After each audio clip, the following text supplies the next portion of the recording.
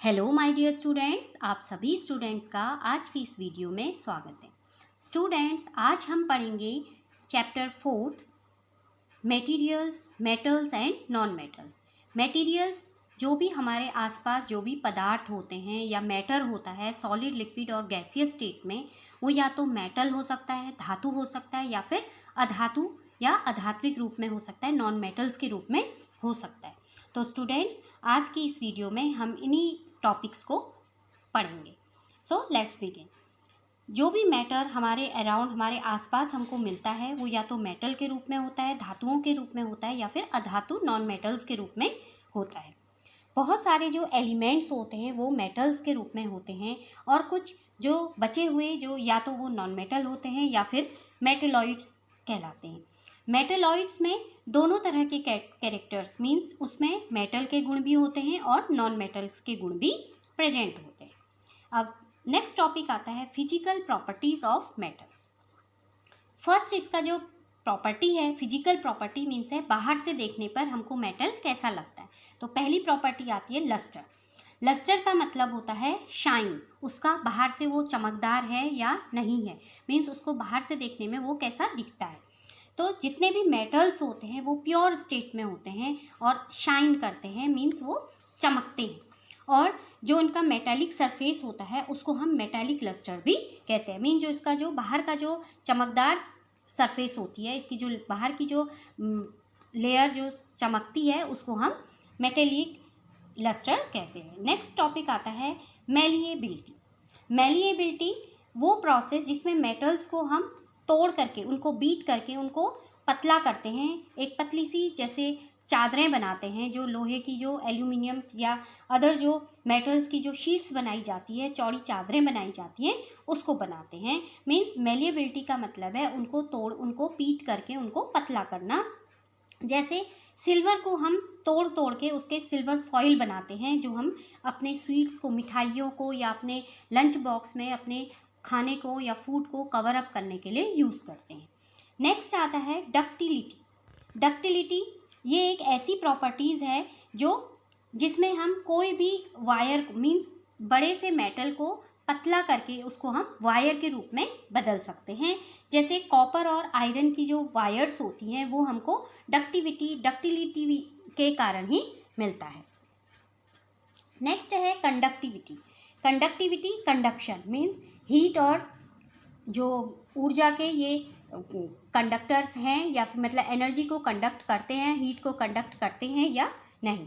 तो जितने भी मेटल्स हैं इस एनवायरनमेंट में, जितने भी हमारे मेटल्स प्रेजेंट हैं, वो सारे इलेक्ट्रिसिटी को कंडक्ट करते हैं। हीट और इलेक्ट्रिसिटी के गुड कंडक्टर होते हैं, और इनसे इलेक्ट्रिसिटी आसानी से पास हो जाती है।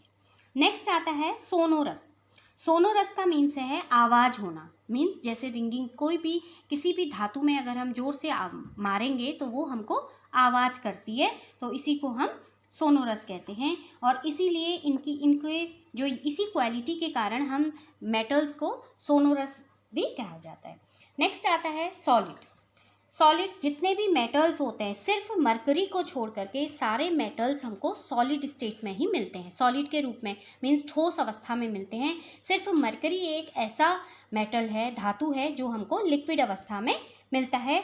इसको यदि हम किसी सोडियम या पोटेशियम को काटते हैं तो वो हमको नाइफ की हेल्प से भी हम इनको कट कर सकते हैं। मरकरी, सोडियम, पोटेशियम जो हैं वो कुछ एक्सेप्शनल मेटल्स हैं, जो अनोखे मेटल्स हैं। जैसे एग्जाम्पल कुछ metals iron, copper, gold, aluminium, silver, calcium, ये जो हैं ये हमारे सॉलिड स्टेट के मेटल्स आते हैं।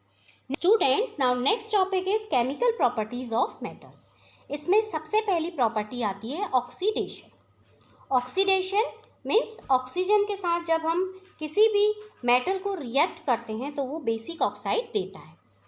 सिल्वर और गोल्ड, जिनको हम नोबल मेटल्स भी कहते हैं, इनको छोड़कर जो अदर मेटल्स होते हैं, यदि उनको हम ऑक्सीजन के साथ रिएक्ट करते हैं, जैसे मैग्नीशियम को ऑक्सीजन के साथ रिएक्ट करने पर वो हमको मैग्नीशियम ऑक्साइड देता है। इसी तरह से नेक्स्ट इसका जो एग्जाम्पल है वो है रस्टिंग ऑफ आयरन। जैसे किसी आयरन रॉड को यदि हम ऑक्सीजन और मॉइस्चर की प्रेजेंस में, वाटर की प्रेजेंस में रखते हैं तो वो उसमें एक वो डिपोजिशन आती है, रेड ब्राउन कलर की एक पाउडरी सब्सटेंस देता है जिसको हम रस्ट या जंक कहते हैं, Fe2O3। नेक्स्ट एग्जाम्पल है, जब कॉपर वेसल में जो ग्रीन कलर का जो डिपोजिशन आती है, जो सरफेस बनती है, वो copper hydroxide CuOH whole twice और कॉपर कार्बोनेट CuCO3 का मिक्सचर होता है। मेटालिक ऑक्साइड सारे बेसिक इन नेचर होते हैं। अब नेक्स्ट जो इसकी प्रॉपर्टी है वो है reaction of metals with water. Means किसी भी मेटल को यदि हम वाटर के साथ रिएक्ट करते हैं तो वो हाइड्रोजन गैस को इवॉल्व करता है।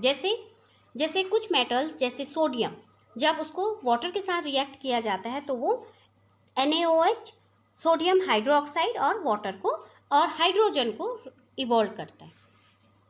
पोटेशियम और कैल्शियम ये भी एक्टिव मेटल्स हैं जिनको अगर रूम टेम्परेचर में वाटर के साथ रिएक्ट करते हैं तो ये केरोसिन के रूप में स्टोर हो जाते हैं। कुछ मेटल्स जैसे आयरन है वो बहुत धीरे धीरे वाटर के साथ रिएक्ट करता है। नेक्स्ट प्रॉपर्टी आती है रिएक्शन विद एसिड्स। एसिड्स को जब हम मेटल्स के साथ रिएक्ट करते हैं तो वो हाइड्रोजन गैस को इवॉल्व करता है। जैसे जिंक को हाइड्रोक्लोरिक एसिड के साथ जब रिएक्ट करते हैं तो वो जिंक क्लोराइड और हाइड्रोजन गैस देता है। इसी तरह से जब जिंक को सल्फ्यूरिक एसिड H2SO4 के साथ रिएक्ट करते हैं तो वो जिंक सल्फेट ZnSO4 और हाइड्रोजन देता है। और जब हाइड्रोजन गैस के सामने हम कोई जलती हुई माचिस की मैच स्टिक को लेके आते हैं तो वो पॉप आवाज़ के रूप में साउंड करती है। नेक्स्ट प्रॉपर्टी है रिएक्शन विद बेसिस। मेटल को यदि हम किसी बेस के साथ रिएक्ट करते हैं तो वो भी हाइड्रोजन गैस को ही प्रोड्यूस करता है। जैसे किसी भी मेटल को यदि हम सोडियम हाइड्रोक्साइड के साथ रिएक्ट करते हैं तो वो हाइड्रोजन गैस को प्रोड्यूस करता है। इसी तरह से अब नेक्स्ट प्रॉपर्टी आती है डिस्प्लेसमेंट रिएक्शन। ये एक तरह का रिएक्शन है जिसमें कुछ मेटल्स जो हैं वो अदर मेटल को डिस्प्लेस, उनकी जगह से हटाने में सक्षम होते हैं अपने सॉल्यूशन से। फॉर एग्जाम्पल, जैसे एग्जाम्पल इसका है जिंक, जब कॉपर सल्फेट के साथ CuSO4 के साथ हम जिंक को रिएक्ट करते हैं तो जिंक कॉपर की प्लेस को रिप्लेस कर देता है, मीन्स उसकी प्लेस को वहाँ से हटा देता है और खुद उसकी जगह में आ जाता है और जिंक सल्फेट हो जाता है और कॉपर को अलग बंद कर देता है। तो इस तरह से इसमें जो मोर एक्टिव जो मेटल्स होते हैं वो जो लेस एक्टिव मेटल्स होते हैं उनको सॉल्यूशन से डिस्प्लेस कर देते हैं, मीन्स उनकी जगह से उनको खिसका देते हैं, हटा देते हैं। इस केस में जिंक मोर रिएक्टिव होता है कॉपर से, तभी वो कॉपर की सल्फेट मीन्स उसकी प्लेस को रिप्लेस कर देता है, हटा देता है और कॉपर सल्फेट सॉल्यूशन से। अब ये रूल जो है, जो मोर रिएक्टिव मेटल्स होते हैं वो लेस रिएक्टिव मेटल्स को हटाने का काम करते हैं, लेकिन जो लेस रिएक्टिव मेटल्स होते हैं वो मोर रिएक्टिव मेटल्स को खिसकाने का काम नहीं कर सकते क्योंकि उनकी जो प्रॉपर्टी होती है वो कम होती है।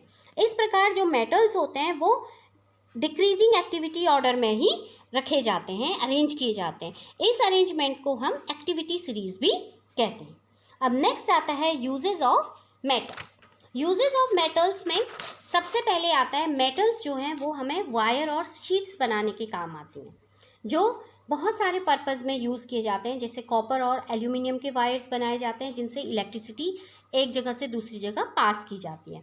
इसके अलावा कुछ इलेक्ट्रिकल इक्विपमेंट्स होते हैं या अप्लायंसेस होते हैं जिनमें हम वायर्स और एल्यूमिनियम और कॉपर वायर्स का भी इस्तेमाल करते हैं। इसी तरह से आयरन वायर्स का इस्तेमाल हम उनको शेड मीन्स शीट्स, पतली पतली थिन शीट्स बनाई जाती हैं या उनकी चादरें बनाई जाती हैं, उसके यूज़ में भी। जैसे छतों में जो रूफ़ में जो शीट्स डाली जाती हैं उसमें लाए जाते हैं। इसी तरह से मेटल्स को कुछ मशीनरी यूज़ के लिए भी इस्तेमाल किया जाता है, जैसे ऑटोमोबाइल बर्तन बनाने में यूज़ किया जाता है। कुछ इलेक्ट्रिकल जो इंडस्ट्रियल गैजेट्स होते हैं, वाटर बॉयलर्स, इसके इस्तेमाल के लिए भी यूज़ किया जाता है। तो स्टूडेंट्स, आज का टॉपिक आपको समझ में आया होगा, पसंद आया होगा। So thanks for watching video.